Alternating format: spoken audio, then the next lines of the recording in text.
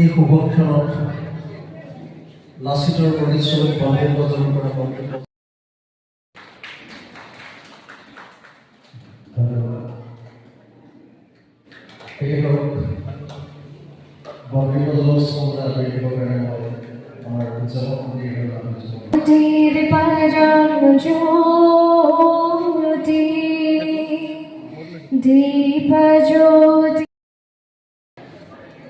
আজি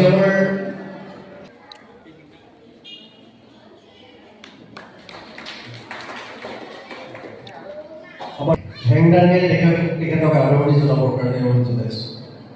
সমিতিক অনুৰোধ জনাইছোঁ আৰু এখন হেংদান লাচিত বৰফুকনৰ হেংদান হাতত লৈ মোগলক আক্ৰমণ কৰিছিল। তাৰে চিনস্বৰূপে আমি তেখেতক এই হেংদান ভাগ আগবঢ়াইছোঁ আৰু তেখেতে হেংদান ভাগ আগবঢ়াই দিব আৰু এটা ফটো ৰাখিবৰ কাৰণে আমি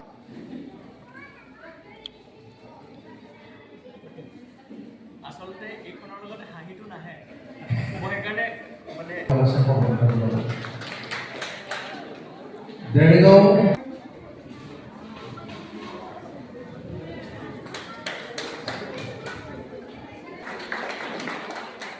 আমি মঞ্চত আসন গ্ৰহণ কৰিব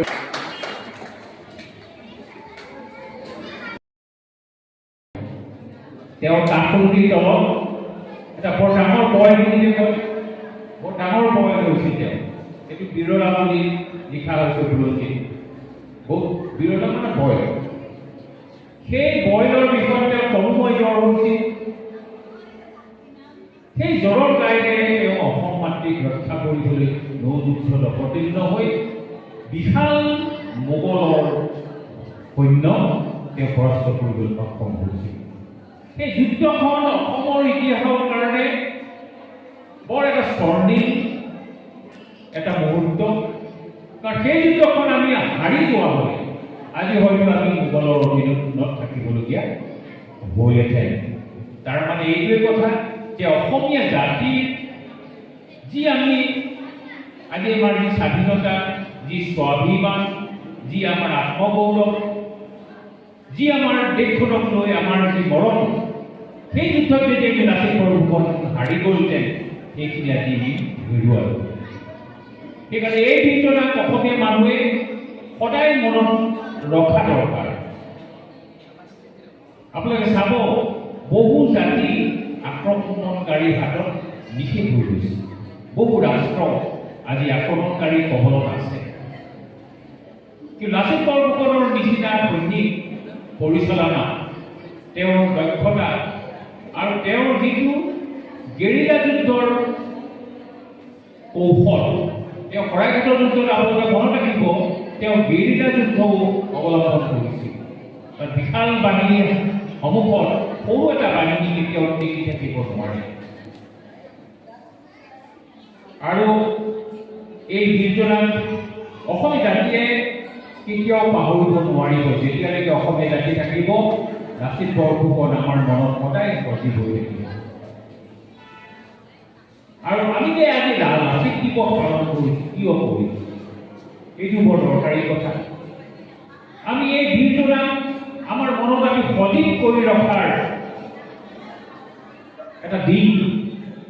আৰু লাচিত বৰফুকনৰ যি আদৰ্শ, তেওঁৰ যি ক্ষিপ্ৰতা, তেওঁৰ যি ৰণকৌশল, তেওঁৰ যি অদম্য সাহস, এই কথাখিনি আমি নতুন প্ৰজন্মৰ মাজলৈ আমি লৈ যাব লাগিব। লাচিতক আমি সদায় সোঁৱৰাই থাকিব লাগিব। কণ কণ ল'ৰা ছোৱালী বহুতে লাচিতক নাজানে, এই বীৰজনাৰ গুণ গৰিমাৰ বিষয়ে গম নাপায়। সেইকাৰণে আমি এই কামটো কৰিব লাগিব। আৰু আপোনালোকে এটা কথা মনত ৰাখিব, শুনিও ভাল লাগিব যে ভাৰতবৰ্ষই লাচিত বৰফুকনক স্বীকৃতি দিছে, বিশ্ববীৰ হিচাপে স্বীকৃতি দিছে। আৰু যিখন আমাৰ নেশ্যনেল ডিফেন্স একাডেমি বুলি কয়, য'ত আমি আৰ্মি প্ৰশিক্ষণ হয়, তাত লাচিতৰ এটা প্ৰতিমূৰ্তি তাত স্থাপন কৰা হৈছে ইতিমধ্যে। আৰু যিজন বেষ্ট কেডেট তাৰ, সেইজনক লাচিত বৰফুকনৰ নামত এটা পদক দিয়া হয়। এখন স্মাৰক দিয়া হয়, সেই কথাটো অন্তত এইখন চৰকাৰে আমাক স্বীকৃতি দিছে। আৰু এই বীৰজনাক আমি বিশ্বৰ দৰবাৰলৈ লৈ যাব লাগিব। অকল অসমে চিনি পালে নহ'ব, ভাৰতবৰ্ষই চিনি পাব লাগিব। ভাৰতবৰ্ষই চিনি পালে নহ'ব, বিশ্বই তেওঁক চিনি পাব লাগিব। গতিকে লাচিতৰ ওপৰত বিস্তৃত আলোচনা হ'ব লাগে, গৱেষণা হ'ব লাগে। তেওঁৰ যিবিলাক কৌশল, তেওঁ যদি যুদ্ধ কৌশল হওক তাৰ ওপৰতে ৰিচাৰ্চ হ'ব পাৰে। গেৰিলা যুদ্ধ তেওঁ মোৰ সম্ভৱ তেওঁ প্ৰথম ব্যক্তি হ'ব নেকি অসমত গেৰিলা যুদ্ধৰ প্ৰধান সেনাপতি হৈছিল। যেতিয়া মোগলে দখল কৰিছিল, সেই গুৱাহাটী পুনৰ দখলৰ বাবে এই বীৰজনাৰ দায়িত্ব তেওঁৰ ওপৰত ন্যস্ত কৰা হৈছিল। আৰু গোটেই পটভূমি মই ক'বলৈ নাযাওঁ, আৰম্ভ হৈছিল। ৰামসিংহই যথেষ্ট ডিপ্ল'মেচি কৰিছিল, তাৰ বিপৰীতে লাচিত বৰফুকনেও উচ্চ ডিপ্ল'মেচিৰ পৰিচয় দাঙিছিল। ৰামসিংহই এইটো কথা স্পষ্টভাৱে জানিছিল যে লাচিত বৰফুকন থকালৈকে হয়তো আমি গুৱাহাটীখন আমি ধৰি ৰাখিব নোৱাৰিম বা গুৱাহাটী আমি শৰাইঘাটৰ যুদ্ধত পৰাস্ত হ'ম। সেইকাৰণে তেওঁ কি কৰিছিল যে আহোম ৰজালৈ বা আহোমৰ য'ত কোচ আছিল তালৈ এপাক কাৰত চিঠি এখন লিখি মাৰি পঠাইছিল। ইপাৰ পাতি ইপাৰলৈ মাৰি পঠাইছিল। আৰু তাত লিখা আছিল যে লাচিত বৰফুকনক মোগল সম্ৰাটে বহু টকা ঘোষ হিচাপে দিছে। যেতিয়া আহোম ৰজাৰ কাণত এই কথাটো পৰিল, তেতিয়া লাচিতৰ ওপৰত তেওঁ কিছু সন্দেহ কৰা আৰম্ভ কৰিছিল। কিন্তু আতন বৰগোহাঁই দেৱৰ তেওঁ এই সময়ত প্ৰাইম মিনিষ্টাৰ বুলি কৈছিল, তেওঁ ৰজাক কনভিন্স কৰিবলৈ সক্ষম হৈছিল যে লাচিত বৰফুকনে তেনে কাম কেতিয়াও নকৰে, বৰঞ্চ তেওঁ মৃত্যুত সাৱটি ল'ব।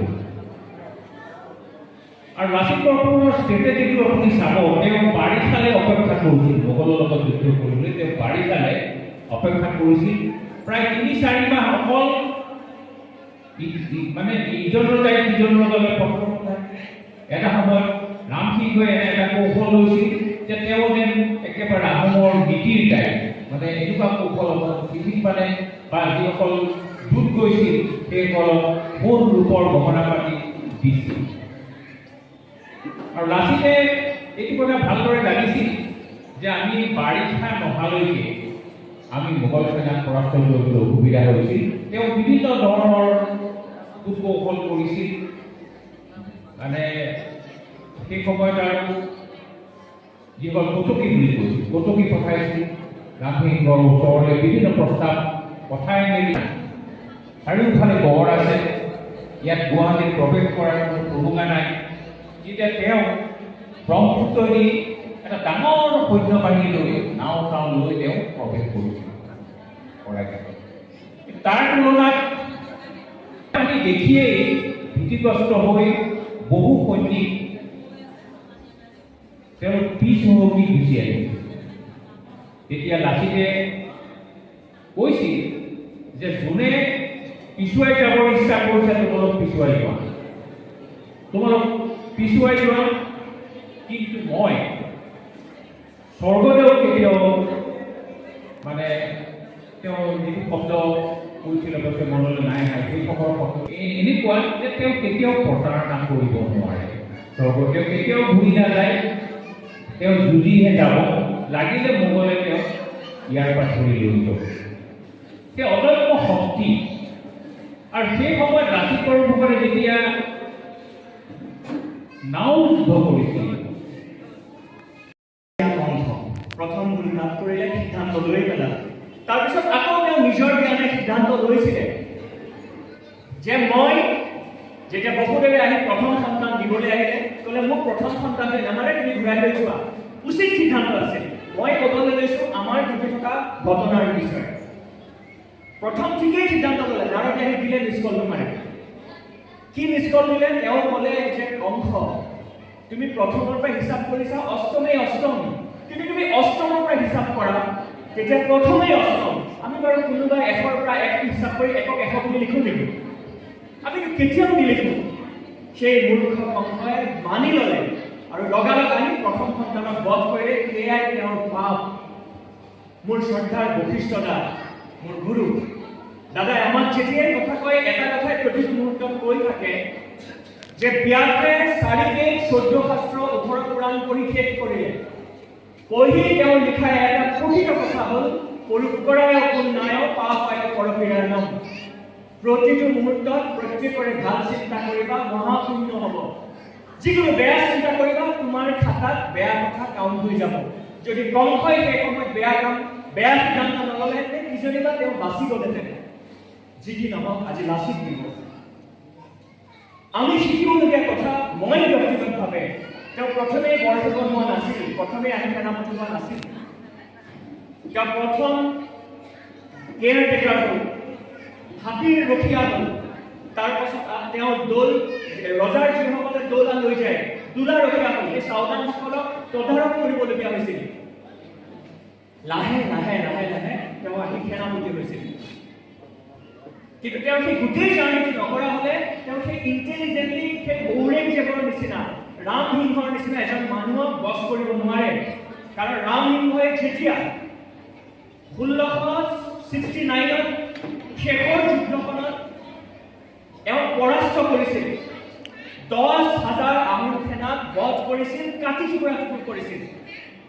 সেই যুদ্ধখনত আজি লাচিত বৰফুকনে সিমানখিনি অভিজ্ঞতা থকাৰ কাৰণেহে 1671 চনত শেষৰ শৰাইঘাটৰ যুদ্ধখনত খুব ইণ্টেলিজেণ্টলি যুদ্ধ কৰিছে। আমাৰ প্ৰত্যেকৰে আজি যিসকল ল'ৰা ছোৱালী ইয়াত কম্পিটিশ্যন কৰিছে, কোনোবাই নাপাব পাৰে। সেই নোপোৱাৰ বিনিময়ত যদি আমি ভাবি লওঁ যে আৰু মই প্ৰাইজ নাপাওঁ, মই খুব দুৰ্ভগীয়া মানুহ, এই সিদ্ধান্তটো ভুল হ'ব। আমি এটা চৰিত্ৰৰ পৰা বহুত কথা শিকিবলগীয়া আছে। তেওঁ পৰীক্ষা লৈছে, চক্ৰধ্বজ সিংহ তেওঁ কম নাছিল। আজি চক্ৰধ্বজ যেতিয়া জয়ধ্বজ সিংহৰ হাতত বিৰিজুম লাগে, লৈ ল'লে, ইটাখনি ৰঙত গোটেইখিনি লৈ ল'লে। সেই সময়ত চক্ৰধ্বজ সিংহই এজন নিপুণ সেনাপতি বিচাৰি আছিল। আমাৰ প্ৰতিটো মুহূৰ্তত নিজৰ স্বাভিমানৰ প্ৰয়োজন। সেইকাৰণে তেওঁৰ পাগুৰিটো আমি সকলোৱে জানো, মই সংক্ষেপত কৈছোঁ। সেইকাৰণে পাগুৰিটোত লৈ গ'লে তেওঁৰ সন্মুখত হেংদাংডাল দিলে। আমি সততে স্বাভিমানক বিসৰ্জন দি পৰিস্থিতিক লৈ আমি কেতিয়াবা মনে মনে থাকোঁ। মই ক'ব বিচৰা কথাটো হ'ল, আজিৰ সমাজত যদি প্ৰয়োজন আছে, এই মঞ্চই যদি ভাল ভাল কাম কৰিছে, আপোনালোকে কাৰো কথা নুশুনি ফিল্ডটো ভাঙি আহক আৰু আপোনালোকে সহযোগ কৰক। আৰু যদি বেয়া কাম কৰিছে, সকলোৱে আঙুলি থৈ একেমুখে কওক এই কাম নকৰিবা। মনে মনে থাকিলে নহ'ব। কাৰণ লাচিত বৰফুকনে স্বৰ্গদেৱৰ সন্মুখত সেই তৰোৱালখন দাঙি কাটিবলৈ গৈছিলে। স্বৰ্গদেৱে সুধিলে, তোমাৰ ইমান দুৰ্ভাগ যে মোৰ সন্মুখত তুমি আহি হেডখন তুলি লৈছা? তেতিয়া কৈছিল যে মোৰ স্বাভিমান, মোৰ পাগুৰিটো, মোৰ স্বাভিমানত যোনে হাত দিয়ে, কাইলৈ মোৰ বংশ, মোৰ গাভৰুৰ গাত হাত দিব আৰু মই মনে মনে থাকিব নোৱাৰো। আমি প্ৰতিটো মুহূৰ্তত ইয়াৰ পৰা আজি অনুষ্ঠান শেষ হ'ব, আমি ঘৰাঘৰি যাম, কিন্তু লাচিত বৰফুকনৰ সেই তেজ আমি প্ৰত্যেকেই বুকুত লৈ যাব লাগিব। মই আপোনালোকৰ আগত কৈ ভাল পাম, ডক্টৰ ভূপেন হাজৰিকাদেৱৰ মৃত্যুৰ সময়ত মই তেখেতক চিকিৎসা কৰিছিলোঁ। বৰদেউতাক কথাৰ প্ৰসংগত সুধিছিলোঁ যে বৰদেউতা, তুমি আকৌ যদি যাব লাগে শৰাইঘাট, বীৰ লাচিত বৰফুকনে তেওঁৰ পৰা আজি আমি কিহৰ কাৰণে ইয়াত লাচিত, আকৌ কৈছোঁ লাচিত বৰফুকনৰ কথা নেটত মাৰিলেই গম পায়। কিন্তু আমি কোনটো জাৰ্ণি আমি জানিব বিচাৰিছোঁ? তেওঁৰ ধৈৰ্য, তেওঁৰ সাহস, তেওঁৰ ইণ্টেলিজেন্সি। মই তেখেতৰ কথা বুজাবলৈ সৰু এটা উপমা দিব বিচাৰিম।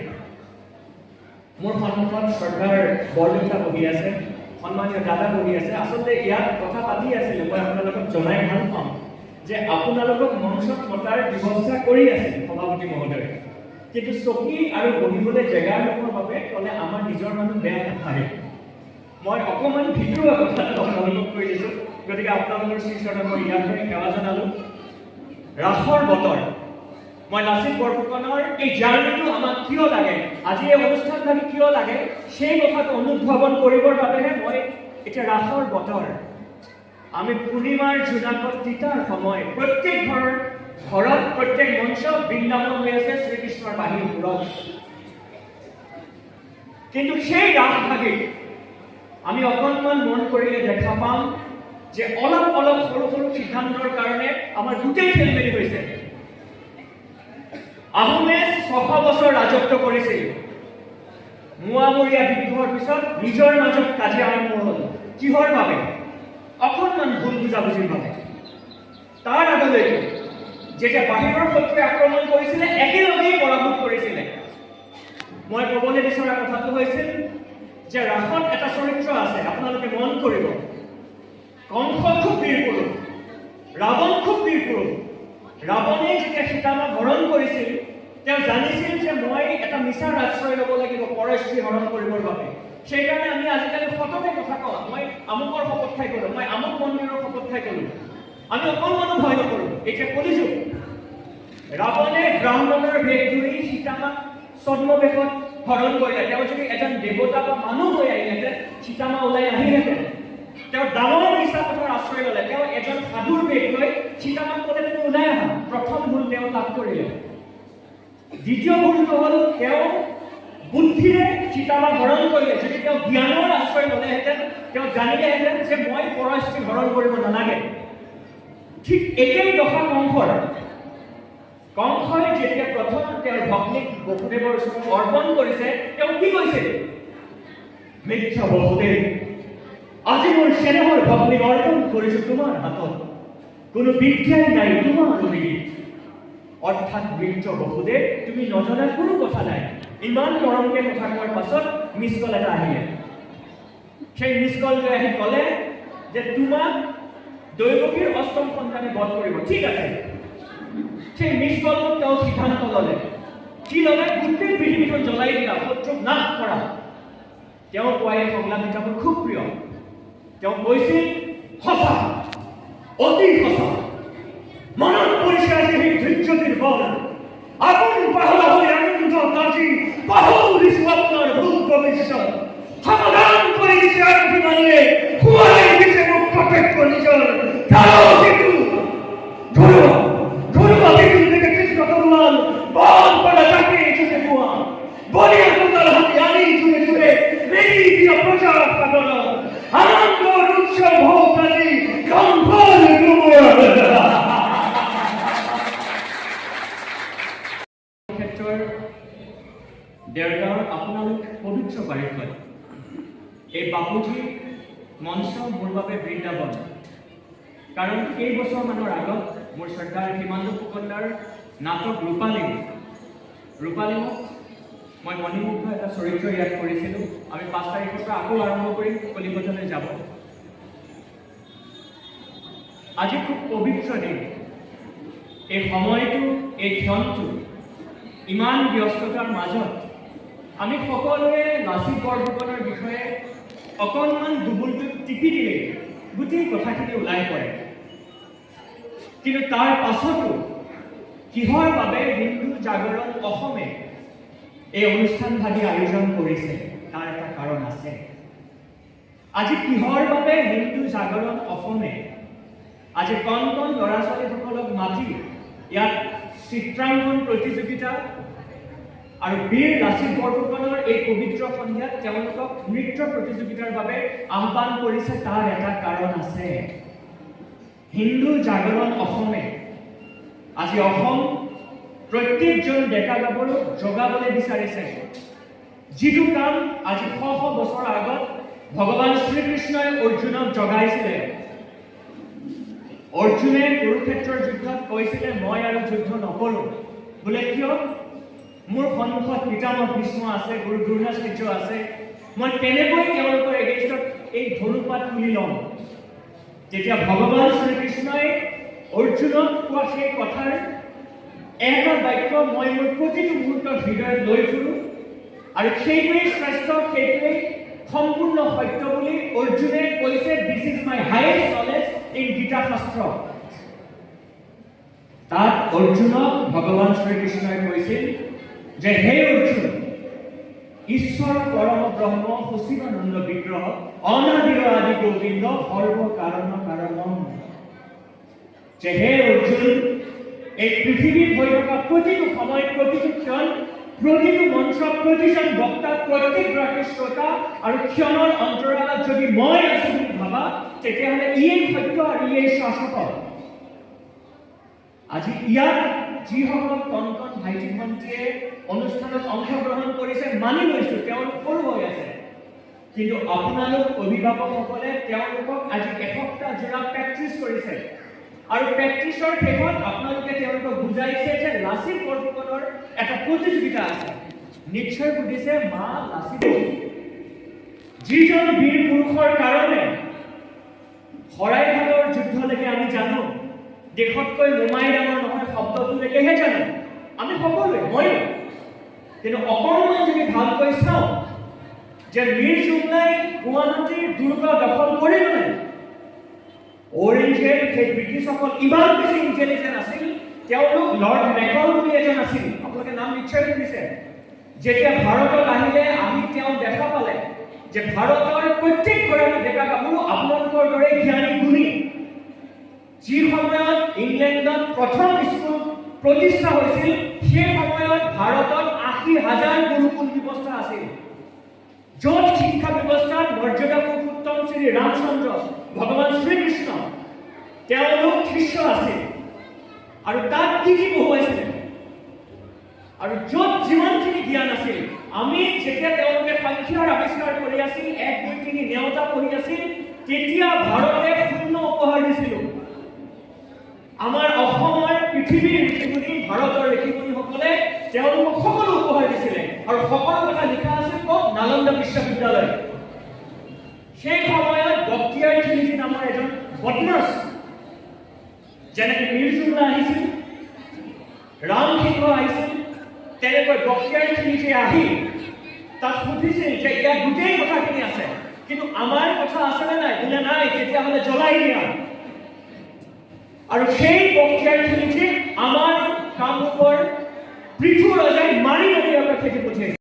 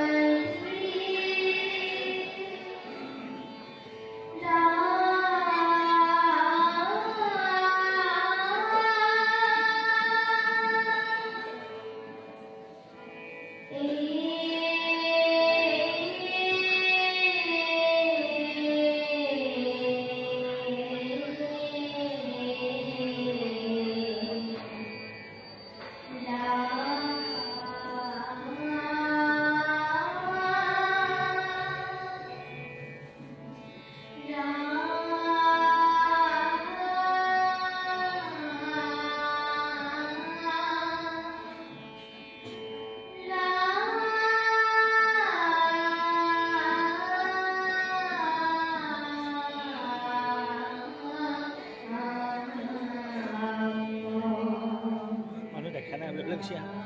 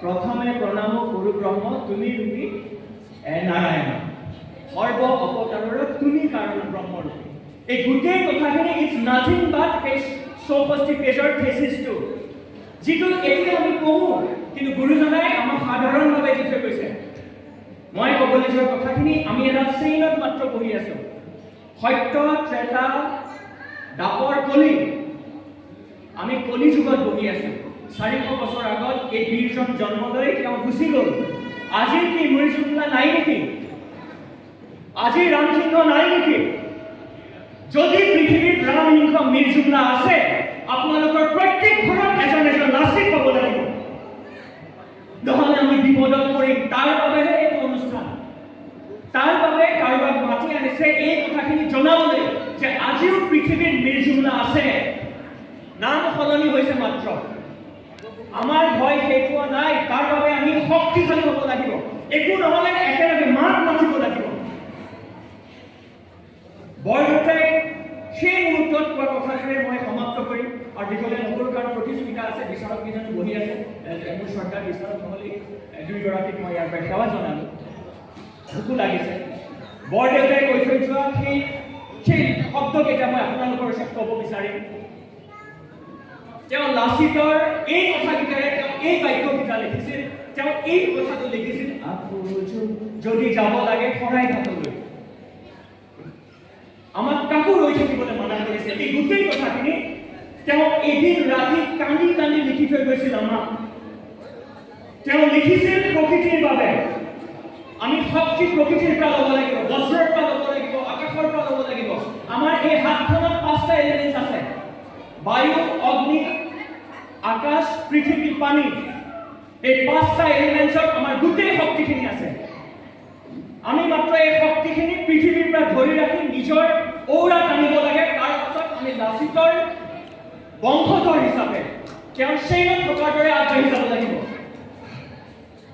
এই কথাকেইটালৈ বৰদেউতাই লিখি থৈ গৈছিল তেওঁ লিখিছিল যে প্ৰচণ্ড ধুমুহাই প্ৰশ্ন কৰিলে মোক তোমাৰ কাহিনী কি কোৱা মনন দুৱাৰে মেলি নিৰ্ভীকভাৱে ক'লো তোমাৰ শক্তিখিনি দিয়া বজ্ৰৰ কণ্ঠেৰে বৈক্ষ উচ্চাৰি ক'লে তোমাৰ প্ৰাপ্য কি কোৱা মই ক'লো বজ্ৰ তোমাৰ শক্তিশালী উদাত্ত কণ্ঠতে মোক দিয়া এদিন মহাকাশে ক'লে জনৈক গীতিকাৰে অগণি আকাশ দেখো মাগে আজি বাৰু তুমি কি অকম্পিত কণ্ঠেৰে মই দিছা সত্যৰ সত্তা মই ক'লো আকাশ তুমি এইটো কৈছিলা ৰাতিপুৱা যিমানে বিলাই দিবা সিমানে মহান হবা তাৰে নাম সঁচা উদাৰতা দিয়া যদি আজিয়ে দিয়া অৱদান ৰূপে তোমাৰ পূৰ্ণ বিশালতা মহাকাশে দিলে মোক বিশাল দৃষ্টি আৰু ধুমুহাই প্ৰচণ্ড শক্তি বজ্ৰই দিলে মোক উদাত্ত কণ্ঠ আৰু দিলে সাহস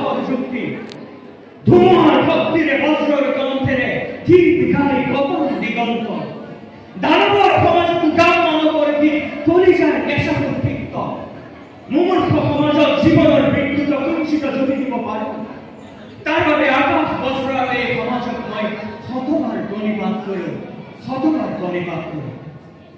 আজি এই অনুষ্ঠানত মই এই যোদ্ধাগৰাকীক প্ৰণিপাত জনাই আপোনালোকক এটাই মাত্ৰ অনুৰোধ কৰিম, এই যে মঞ্চত বহি আছে জ্যেষ্ঠসকল, আপোনালোকৰ চৰণত আমি প্ৰণিপাত জনাই আমি মাত্ৰ একত্ৰিতভাৱে আগবাঢ়িব বিচাৰিছো। মাত্ৰ মনত ৰাখিব যে এই গোটেইখিনি আমি এটা বৈজ্ঞানিকভাৱে আগবাঢ়িবলৈ গৈ আছো আৰু বীৰ লাচিত বৰফুকনক প্ৰতি ঘৰত লাগে। প্ৰত্যেকজন বীৰ পুৰুষ যুৱক যুৱতীৰ কণ্ঠত, শব্দত আৰু শৰীৰত এই শক্তিখিনি লাগে। মই মোৰ বাক্য সমাপ্ত কৰিছো। শেষত আমাক অভিনেতা বুলি চিনাকি কৰি দিছিল। তেওঁ এদিন ৰাতি তেওঁৰ ঘাৰবোৰত এটা ঠেং নোহোৱাকে জুই জ্বলাই দিছিল, যাৰ বাবে তেওঁ ব্ৰিটিছে আনি ফাঁচীৰ হুকুম দিছিল। আৰু সেই সময়ত ফাঁচী দিয়াৰ লাষ্ট সময়ত সেই ক্ষণত তেওঁ নিজৰ ৰাইজসকলক সুধিছিল যে তোমালোকে মোক ফাঁচি দিয়া চাবলৈ আহিছা, ঠিকেই আছে, আজি লাচিত বৰফুকনৰ এই মিটিংখন হৈ যাব, ঠিকেই আছে, কিন্তু ইয়াৰ পাছত তোমালোকে ঘৰলৈ ঘূৰি গৈ যেতিয়া মিৰিচুমনা আহিব, যেতিয়া আকৌ ঔৰংজেব আহিব, তোমালোকে হেণ্ডকাম তুলি ল'বানে নাই?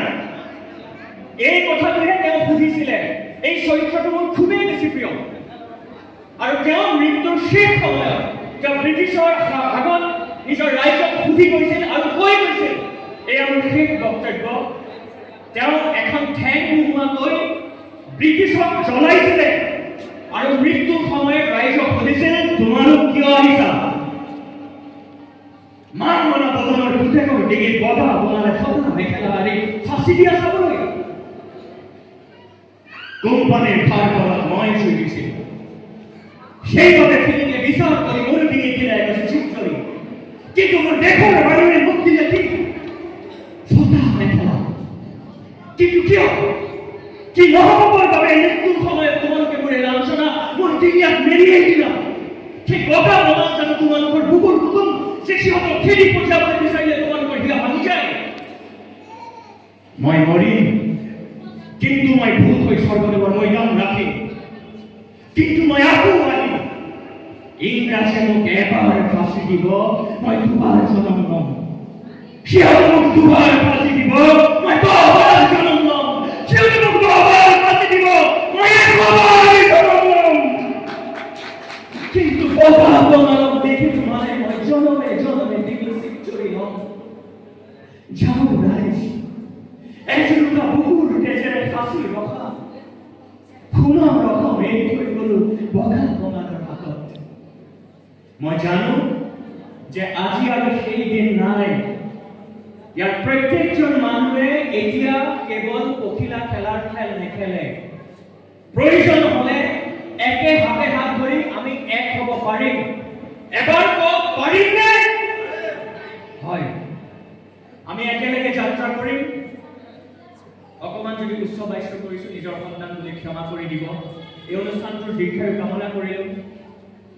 প্ৰয়োজন হলে দেশতকৈ বেয়া মানুহ প্ৰয়োজন নাই বুলি আকৌ হেণ্ডকাম ল'ম। এই অনুষ্ঠানটোৰ দীৰ্ঘায়ু হওক। কণ কণ ল'ৰা ছোৱালীসকলক শুভেচ্ছা জনালো, বিচাৰক দুজনক শুভেচ্ছা দিলোঁ। মই জ্যেষ্ঠসকলৰ শ্ৰীচৰণত সেৱা জনাই মোৰ বক্তব্য সামৰণি মাৰিম।